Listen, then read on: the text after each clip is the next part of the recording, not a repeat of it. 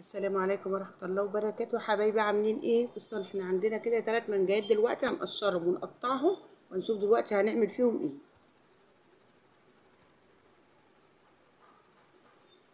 بصوا بقى حطيناها في الفريزر وجمدت، شايفين المنظر؟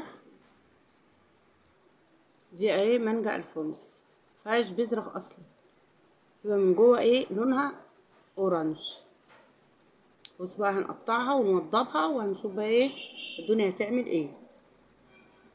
بصوا بقى كده ايه بنعبيها ايه في كيس عشان نحطها فين في الفريزر، واما تطلع من الفريزر بقى هوريها لكم. لازم تحط يا جماعه في الفريزر علشان ايه ما تضربش، وهي كده هتبقى ايه مش حلوه. لازم تتحط في الفريزر عشان ما تضربوها تبقى ناعمه جدا. هنحطها بقى ايه 3 4 ساعات في الفريزر وننزلها وتشوفوا الدنيا شكلها ايه دلوقتي. بصوا يا جماعه حطيناها ايه ساعتين 3 4 كده ايه في الفريزر. هنضربها بقى ايه في الكبه اهي، او تضربوها في الخلاط عادي.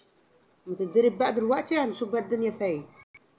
بصوا بقى ما ضربناها بقى خلاص اهي بقت اللون ايه كهرماني ده. هنشوف بقى ايه الدنيا دلوقتي هتبقى ايه وهقول لكم هنعمل ايه. بصوا بقى القوام بتاعها لما اتضربت عشان ايه نازله من الفريزر، بس لما تبقى تضربوها في الخلاط تقطعوها قطع صغيره تبقى حلوه قوي. وهتشوفوا بقى دلوقتي هنحط بقى ايه السكر. السكر يا جماعه بودر حسب الطلب،